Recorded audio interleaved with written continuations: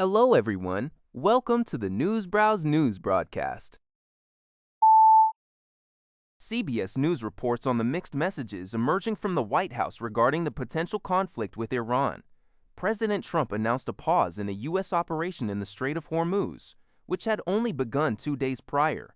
According to Trump, this decision was made to facilitate efforts to achieve a complete and final agreement with Iran. The report, filed by Holly Williams for CBS News, highlights the contrasting signals emanating from the administration on this sensitive international issue.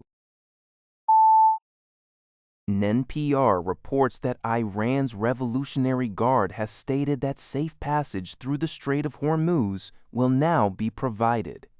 This announcement follows President Trump's decision to pause a U.S. military-guided effort aimed at ensuring merchant vessels could transit the crucial waterway.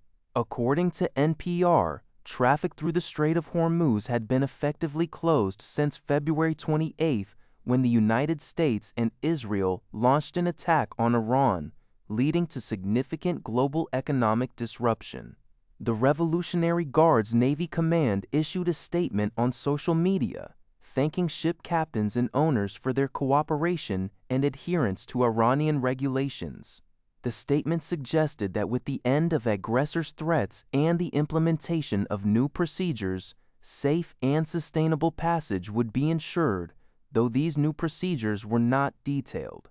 President Trump also commented on the development, writing on social media that if Iran upholds its agreement, the war would end and the blockade would be lifted, allowing the Strait of Hormuz to be open to all. However, he warned that if Iran did not agree, bombing would resume at a higher intensity.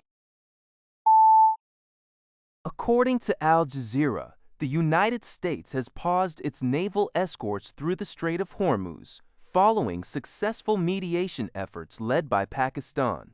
This move signals a potential shift in U.S. strategy towards a phased negotiation process, prioritizing de-escalation of the ongoing conflict before directly addressing Iran's nuclear program.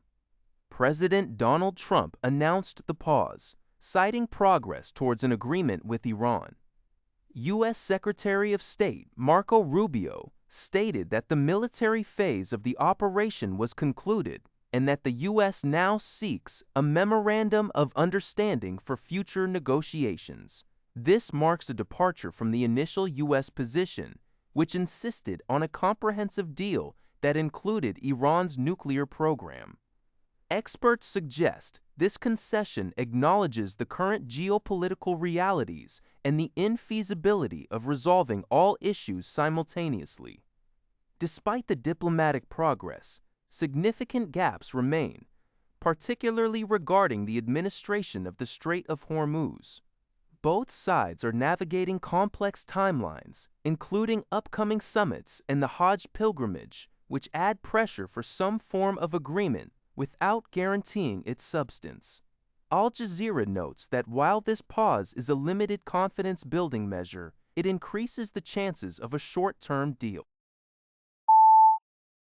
Fernando Clavijo, the regional leader of Spain's Canary Islands, has voiced strong opposition to a cruise ship suspected of carrying a hantavirus outbreak docking in the archipelago.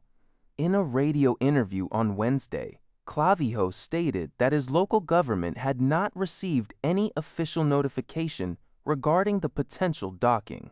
He further indicated that he has requested an urgent meeting with Spanish Prime Minister Pedro Sanchez to discuss the matter.